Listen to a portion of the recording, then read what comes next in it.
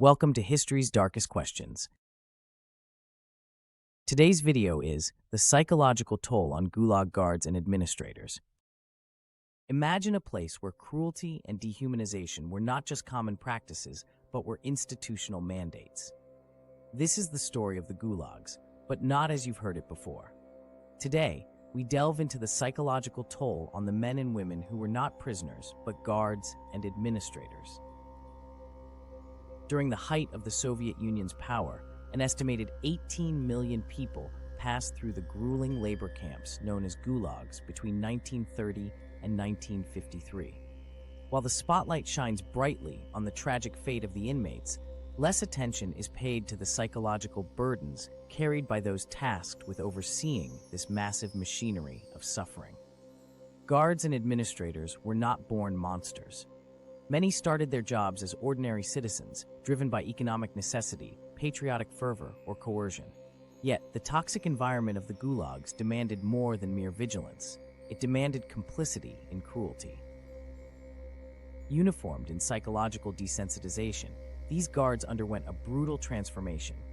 Constant exposure to violence and depravity often led to detachment and depersonalization. Guards and administrators were known to suffer from extreme forms of stress, leading to alcoholism, substance abuse, and in some cases, profound mental disorders. Imagine being a young recruit, witnessing daily beatings, starvation, and mass deaths, and reconciling this with a sense of duty and normalcy at home. The cognitive dissonance was soul-crushing. In some testimonies, former guards recounted horrific dreams and sleepless nights plagued by the cries of the oppressed. One might assume that power corrupts, but more often than not, the erosion of their humanity came through gradual, relentless exposure to the horrors they were part of. This ambient brutality etched deep scars in their psyche, evident in cases of domestic violence and familial breakdowns often reported among the personnel.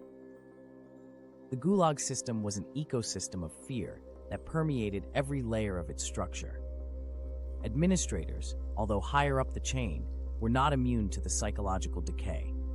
Decision-makers often wrestled with the contradictions between ideological fervor and the undeniable human suffering born out of their policies. Many were paranoid, fearing betrayal, espionage, or becoming prisoners themselves. Internal party memos and classified reports reveal high incidences of anxiety disorders and paranoia among these officials.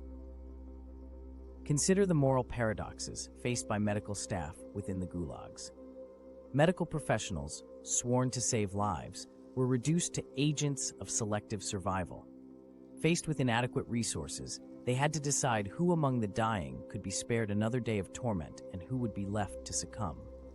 The emotional toll of making such life-and-death decisions was nothing short of excruciating. The culture of silence added another layer of torment. Guards and administrators were often forced to internalize their experiences with little or no outlets for psychological support. Discussing the ramifications of their roles was tantamount to treason.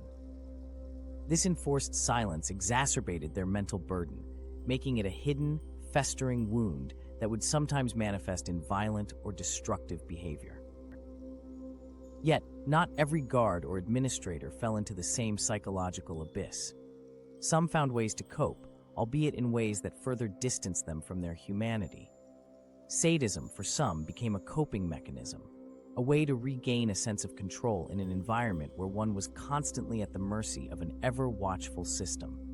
Others turned to rationalizing their actions through ideological indoctrination, convincing themselves they were merely cogs in a grand socialist machine destined to reshape humanity for the better.